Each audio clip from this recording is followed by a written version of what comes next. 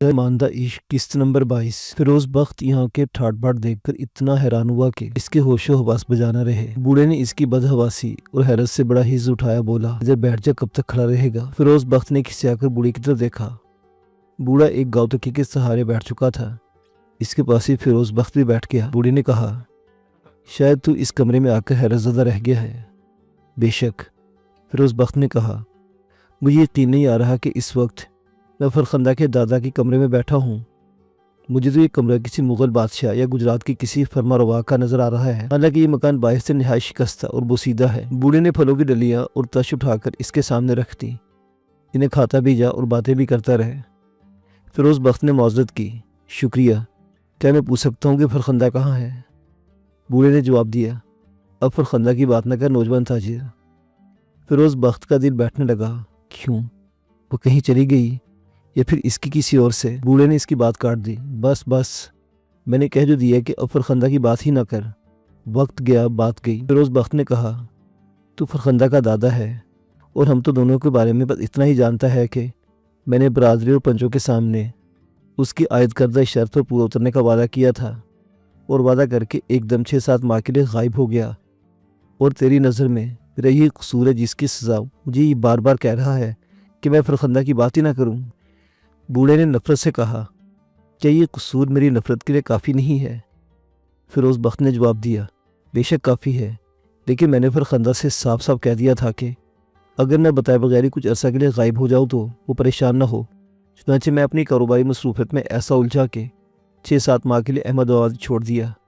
اب آ گیا ہوں اور فرخندہ سے کہنا چاہتا ہوں کہ اگر وہ ابھی مجھے بھولی نہیں ہے اور میرے عہد و پیمان پر تکیہ کیے ہوئے ہے تو میں ہر آزمائش سے گزرنے کے لیے تیار ہوں۔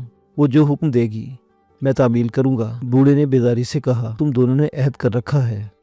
میں نہیں جانتا، میں تو یہ جانتا ہوں کہ تو نے برادری اور پنجوں کے سامنے جو وعدہ کیا تھا اس سے منحرف ہو گیا۔ یہ بات نہیں ہے، اگر ایسی کوئی بات تھی تو اس وقت مجھے اس کمرے میں بیٹھا ہوا نہ دیکھتا۔ بوڑھے نے کہا، تجھے کیا معلوم کہ غریب فرخندہ کو تیری مفقود الخبری نے کتنا پریشان کر رکھا تھا؟ وہ تیری طرف سے بالکل مایوس ہو گئی تھی اور اس مایوسی میں مالوے چلی گئی۔ اس کا باپ اس کے ساتھ ہے، وہ 3-4 مہینے مالوہ میں رہ کر واپس آئے گی۔ فیروز بخت کا دل ڈوبنے لگا، کہیں وہ مالوے میں کسی نوجوان سے شادی تو نہیں کرے گی؟ بوڑھے نے جواب دیا، عین ممکن ہے۔ فیروز بخت نے پوچھا، یہ 3-4 ماہ کی مدت کب ختم ہوگی؟ دادا نے جواب دیا، کب کی ختم ہو چکی، اب تو ان دونوں کو یہی ہونا چاہیے تھا۔ فیروز بخت نے سر جھکا لیا اور سوچنے لگا کہ اب کیا کیا جائے۔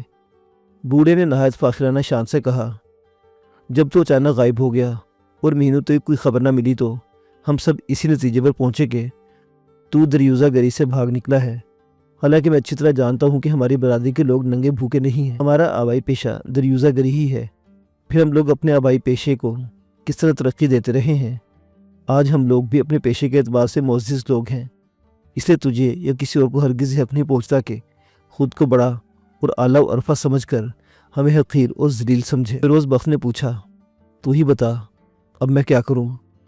بہرحال یہ بات تیرے علم میں بھی لا رہا ہوں کہ اب میں تیری اور تیری برادری کی عائد کی ہوئی آزمائش سے گزرنے کے لیے اور ہر کام کرنے کے لیے تیار و آمادہ ہوں۔ بوڑھے نے پھل فیروز بخت کی طرف رکھ دیے اور کہا، انہیں بھی تو کھا، تو کھاتا کیوں نہیں؟ فیروز بخت نے تکلفاً ایک سیب اٹھا لیا اور بچوں کی طرح دانت سے کاٹ کر کھانے لگا۔ منہ چلاتے ہوئے ذرا سی کراہت بھی ہوئی کہ وہ بھیک کی کمائی کا پل کھا رہا ہے، لیکن اپنی اس کراہیت کو یہ سوچ کر دبا گیا کہ اگر بوڑھے نے اسے محسوس کر لیا تو اسی وقت اسے چلتا کر دے گا۔ بوڑھا اسے تنہا چھوڑ کر اندر چلا گیا اور دوبارہ جب واپس آیا تو فرخندہ اس کے ساتھ تھی۔ فرخندہ کو اچانک اپنے سامنے دیکھ کر فیروز بخت سٹپٹا گیا، احتراماً کھڑا ہو گیا، بولا، فرخندہ تو کہاں تھی؟ فرخندہ کا چہرہ سوت گیا اور ایک نظر میں یہ پتہ چل گیا کہ وہ بیمار ہے۔ اس نے پھیکی اور افسردہ مسکراہٹ سے جواب دیا، خوب، یہ سوال تو مجھے کرنا چاہیے تھا کہ تو اچانک کہاں چلا گیا تھا؟ بوڑھے نے فرخندہ سے کہا، فرخندہ تو اس چالاک اور فریبی نوجوان سے باتیں کر، میں ذرا دیر میں آتا ہوں اور باتوں کے دوران اس کو سب بتا دینا۔ میں نے تیرے لیے مالوے میں ایک امیرزادے کو پسند کر لیا ہے جو تیری خاطر 1 سال تک بھیک مانگنے کو تیار ہے۔ بوڑھا چلا گیا۔ فرخندہ نے کہا، بخت تو اچانک کہاں چلا گیا تھا؟ سچ بات تو یہ ہے کہ برادری کے دوسرے لوگوں کی طرح میں خود بھی مایوس ہو گئی تھی۔ فیروز بخت نے جواب دیا، جب میں نے تو یہ جتا دیا تھا کہ اگر کچھ عرصے کے لیے بغیر بتائے کہیں چلا جاؤں تو گھبرائے گی نہیں، کیونکہ میں تجھ سے محبت کرتا ہوں اور تیری برادری کی عائد کردہ آزمائش سے گزر کر تجھے حاصل ضرور کروں گا۔ فرخندہ نے کہا، مجھے یاد پڑتا ہے کہ تو نے یہ بات کہی ضرور تھی، لیکن مجھے یاد نہیں رہی۔ فیروز بخت نے کسی قدر خوش ہو کر کہا، اگر میری یہ بات تو یاد نہیں رہی تو اس کی تمام ذمہ داری کس کے سر ہوگی؟ میں تو بے قصور ٹھہرا۔ فرخندہ روحانسی ہو گئی، ساری ذمہ داریاں مجھ پر ڈال دو۔ ماں، بابا، دادا، برادری کے پنچ اور پوری برادری، ہر کوئی مجھے کو ذمہ دار ٹھہراتا ہے۔ تو آیا ہے تو تمہیں مجھے کو مورد الزام قرار دے رہا ہے۔ فیروز بخت نے کسی قسم کی پرواہ کیے بغیر اپنے رومال سے فرخندہ کے آنسو پوچھنے شروع کر دیے۔ اگر تو یہ چاہتی ہے کہ میں اپنی کوتاہی کی ذمہ داری قبول کر لوں تو میں اس کے لیے بھی تیار ہوں۔ فرخندہ نے بھیگی بھیگی آنکھوں سے فیروز بخت کو دیکھا۔ اب تو یہاں کیا لینے آیا ہے؟ اس نے جواب دیا، میں یہاں اس لیے آیا تھا کہ 6 ماہ کی آزمائش سے کامیاب گزر کر تجھے حاصل کر لوں، لیکن ابھی بھی تیرے دادا کی زبانی یہ معلوم ہوا کہ مالوے کا کوئی امیر زادہ بھی تیرا طلبگار ہے اور وہ 1 سال کی آزمائش سے گزرنے کو تیار ہے۔ فرخندہ نے کہا، پھر اب تو کیا کہتا ہے؟ فیروز بخت نے مایوسی سے کہا، پھر یہ کہ اگر بات بالکل ہی ختم ہے تو میرا یہاں مزید رکنا بیکار ہے، میں فوراً ہی واپس چلا جاؤں گا، لیکن اگر کوئی گنجائش ہے اور مالوے کے امیر زادے پر مجھے ترجیح دی جا سکتی ہے تو میں خود بھی اس امیر زادے کی طرح 6 ماہ کے بجائے 1 سال تک بھیک مانگنے کو تیار ہوں۔ فرخندہ فرتے جذبات میں اس سے چمٹ گئی، کیا سچ؟ کہیں میں خواب تو نہیں دیکھ رہی؟ فیروز بخت نے جواب دیا، نہیں تو خواب نہیں دیکھ رہی، میں فیروز بخت تیرے سینے سے لگا کھڑا ہوں اور تجھے یقین دلا رہا ہوں کہ تیری خاطر آگ کے سمندر کو بھی عبور کر سکتا ہوں۔ فرخندہ کا سر فیروز بخت کے سینے سے لگا ہوا تھا، یہ وعدہ کر کے جو تو اپنی حویلی واپس جائے گا، پھر واپسی کب تک ہوگی؟ فیروز بخت نے اس کے بالوں میں انگلیاں چلائی، اب میں حویلی نہیں جاؤں گا، میں آزمائش سے گزرنے کے لیے تیار ہوں۔ فرخندہ اور جوش میں آ گئی، اب مجھے یقین ہو گیا کہ تو مجھے واقعی چاہتا ہے اور حاصل کر لے گا۔ مالوے کا امیر زادہ کانٹے کی طرح فیروز بخت کے دل میں چبھ رہا تھا، بولا، پھر اس امیر زادے کا کیا بنے گا؟ فرخندہ نے جواب دیا، کچھ بھی نہیں، میری مرضی کے خلاف کوئی فیصلہ ہو ہی نہیں سکتا، میں صاف صاف کہہ دوں گی کہ مجھے وہ امیر زادہ پسند نہیں آیا۔ کچھ دیر بعد فرخندہ کا دادا واپس آیا، اب اس کے ساتھ فرخندہ کا باپ بھی تھا اور اس کی ماں بھی۔ ماں نے فیروز بخت کو تیز اور بے مروت نظروں سے دیکھا، فرخندہ سے پوچھا، یہ ابھی تک تیرے پاس ہی موجود ہے، اسے جلدا کیوں نہیں کر دیا؟ فرخندہ نے تینوں کو مخاطب کیا، میرے بزرگوں، اس وقت میں بہت خوش ہوں، اور اس خوشی کی وجہ یہ ہے کہ فیروز بخت نے مجھ سے وعدہ کیا ہے کہ مالوے کے امیر زادے کی طرح یہ بھی 1 سال تک بھیک مانگے گا۔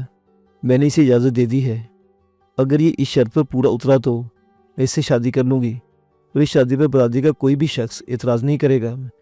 ماں نے غصے میں کہا، اس کی باتوں پر تو یقین کرے تو کرے، میں یقین نہیں کر سکتی، اس لیے اب مزید وقت ضائع کرنا عقل مندی نہیں۔ مالوے کا امیر زادہ اس کے مقابلے میں ہر لحاظ سے موزوں ہے۔ دادا نے کہا، فرخندہ میں تیرا دادا ہی نہیں اپنی برادری کا سرپنچ بھی ہوں، اس لیے تیرے لیے میرا مخلصانہ مشورہ یہ ہے کہ اپنے شوہر کے انتخاب میں تو اجلت اور جذبات سے کام نہ لے۔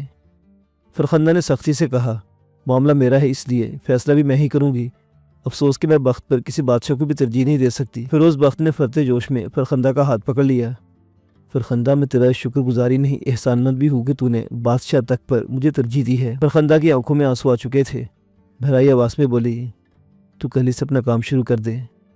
فیروز بخت نے جواب دیا، بہتر ہے، اللہ نے چاہا تو میں تجھے مایوس یا شرمندہ نہیں کروں گا۔ دادا نے فرخندہ کی ماں اور باپ کو حکم دیا، اب تم لوگ یہاں سے چلے جاؤ، میں فیروز بخت کی حمایت کروں گا، اس نوجوان میں شرافت اور خوش وفاداری کی بو محسوس کر رہا ہوں۔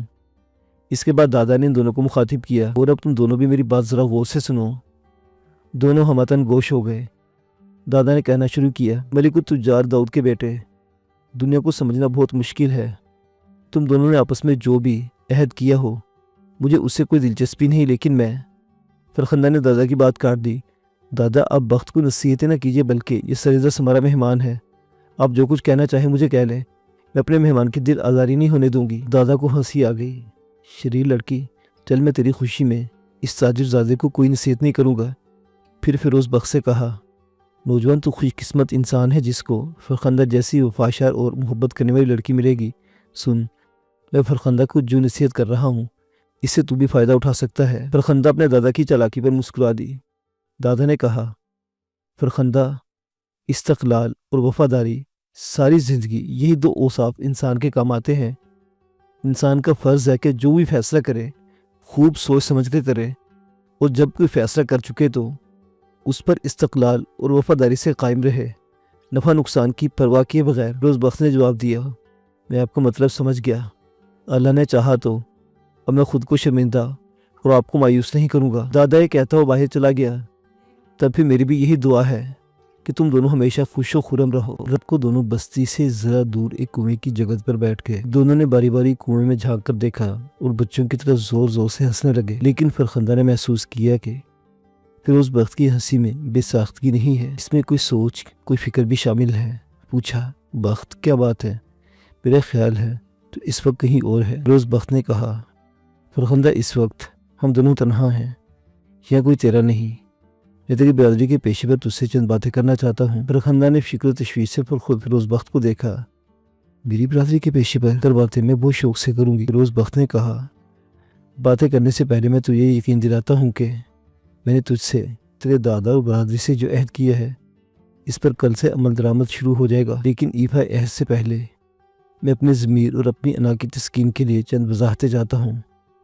امید ہے کہ تو یا تیری برادری کا کوئی دانہ مجھے مطمئن کرنے کی کوشش کرے گا۔ فرخندہ نے بے صبرے پن سے کہا، دیر نہ کر، جو کچھ کہنا ہے جلد از جلد کہہ ڈال، میرے صبر و تحمل کا امتحان نہ لے۔ فیروز بخت نے سنبھل کر کہا، تیری برادری اپنے بھیک مانگنے کے پیشے پر نازاں کیوں رہتی ہے؟ بھیک مانگنے کو اکثر پیشوں میں شمار کر لیا جائے تو تب بھی اس کے معزز ہونے میں شبہ باقی رہے گا۔ فرخندہ نے آہستہ سے ہنکاری بھری اور کہا، اس کا مطلب یہ ہوا کہ تو ابھی بھی پس و پیش اور تذبذب کا شکار ہے، یعنی میں ابھی تیرے عہد پر یقین نہیں کر سکتی۔ فیروز بخت نے جواب دیا، نہیں، یہ بات نہیں ہے، میں نے تجھ سے جو کہہ دیا ہے میں اپنے عہد پر کل ہی سے عمل شروع کر دوں گا، لیکن اس سے پہلے اگر ممکن ہو تو میرے ضمیر اور انا کو مطمئن کر دیا جائے، اس طرح میں اپنی آزمائش سے نہایت فاتحانہ شان سے گزر جاؤں گا، ورنہ ایک کانٹا سا چبھتا رہے گا۔ فرخندہ نے کہا، شاید تجھے معلوم نہیں کہ پیشہ حبیب اللہ ہوتا ہے، شاید تو یہ بھی نہیں جانتا کہ میری برادری کا پیشہ اپنے تقدس کے اعتبار سے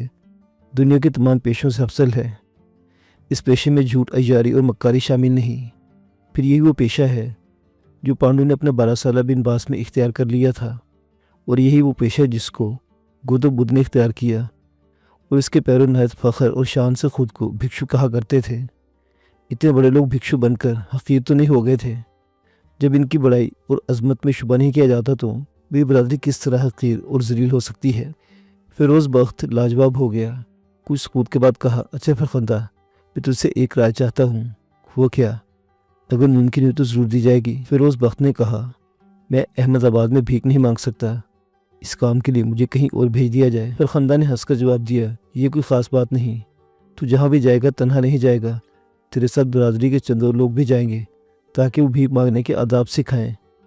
تو ہماری طبیعت کے بغیر یہ کام نہیں کر سکتا۔ وہ دونوں رات کے اندھیرے میں بڑی دیر تک ادھر ادھر کی باتیں کرتے رہے، کیونکہ وہ دونوں خوب جانتے تھے کہ اس رات کے بعد وہ دونوں ایک سال کے لیے جدا ہو جائیں گے۔ دوسرے دن صبح فیروز بخت بھکاری برادری کے 2 آدمیوں کے ساتھ مالوے روانہ ہو گیا۔ ان دونوں سے فیروز بخت کو یہ گر کی بات معلوم ہوئی کہ وہ عام بھکاریوں سے ذرا مختلف لوگ ہیں۔ یہ ہمیشہ عمرہ، تجار اور نوابوں کو بھیک کے لیے پسند کرتے تھے، کسی بھی طرح جوڑ توڑ کر کے خاص عمرہ اور دوسرے اہل و زر کو اپنا مربی اور گاہک بنا لیتے تھے، اور وہاں اپنے لیے سالانہ یا ماہانہ ایک رقم مخصوص کروا لیتے تھے۔ ان کا کام بس اتنا ہوتا تھا کہ وقت مقررہ پر ان دروں پر پہنچ کر اپنا حصہ حاصل کر لیں۔ اس طرح انہیں بھیک میں نہ صرف خاصا مال و زر مل جاتا تھا بلکہ دوسری چیزیں بھی ہاتھ آ جاتی تھیں، کپڑے، برتن، کمبل اور روزمرہ کے استعمال کی اشیاء، اناج، پھل، خشک میوہ اور معلوم نہیں کیا کیا۔ یہ بھکاری جب اپنا دورہ مکمل کر کے اپنی برادری میں لدے بھدے واپس آتے تو بڑا جشن منایا جاتا تھا۔ فیروز بخت کو راستے بھر بڑی شرم دامن گیر رہی اور وہ حوصلہ شکنی میں مبتلا رہا۔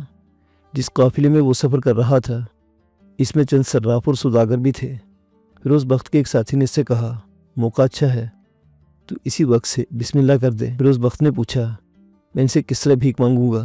ساتھی نے جواب دیا، تو انسانی اس رشت کے چند نقطے ذہن نشین کر لے، ان کی روشنی میں تو کبھی ناکامی کا منہ نہیں دیکھے گا۔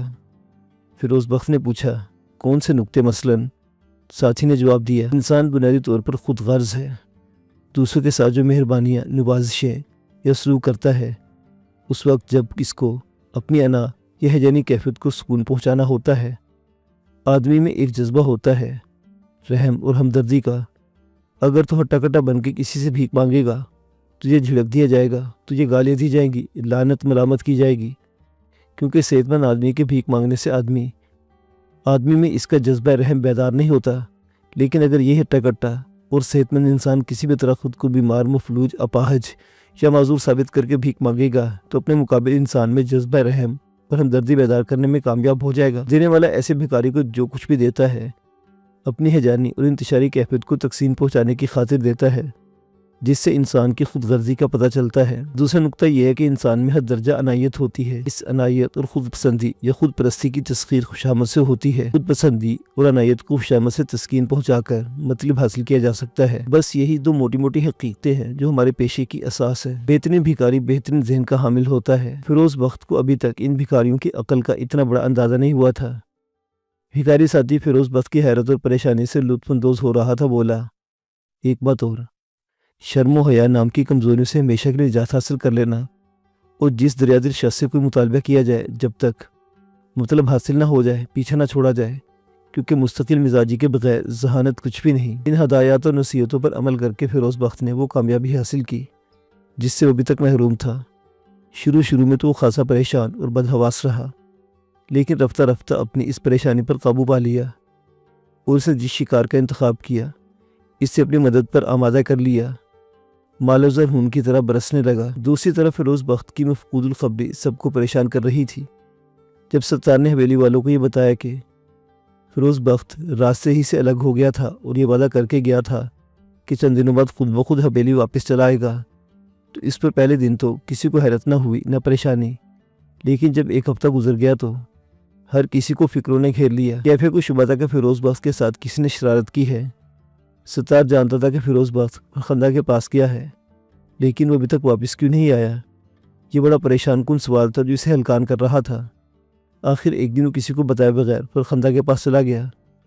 فرخندہ نے بڑی خوش اخلاقی سے ستار کی پذیرائی کی اور پوچھا، تو یہاں کسی خاص کام سے آیا ہے؟ عبدالستار نے ادھر نظر دوڑا کر فیروز بخت کو تلاش کیا، لیکن جب وہ کہیں نظر نہ آیا تو فرخندہ سے پوچھا، میرا آقا فیروز بخت کہیں نظر نہیں آتا، کہاں چلا گیا ہے؟ فرخندہ نے تجاہل عارفانہ سے کام لیا، پتہ نہیں کہاں چلا گیا، وہ میرے پاس آیا ضرور تھا لیکن دوسرے ہی دن میرے پاس سے چلا گیا۔ ستار کے آنکھوں تلے اندھیرا پھیل گیا۔ بولا، اس شریف انسان کا پتہ ضرور چلنا چاہیے ورنہ میں تباہ و برباد ہو جاؤں گا۔ خدا نہ کرے مجھے شبہ ہو کہ میرے آقا کے دشمن ہی بہت اور سبھی چالاک ہیں کہ ان میں سے کسی شریر نے میرے آقا کو کسی قسم کا گزر نہ پہنچا دیا ہو۔ فرخندہ نے کہا، جا اپنے آقا کی تلاش جاری رکھ اور دوبارہ میرے پاس مت آنا۔ عبدالستار منہ لٹکا کر واپس چلا گیا۔ معزز سامعین و ناظرین، داستان ابھی جاری ہے۔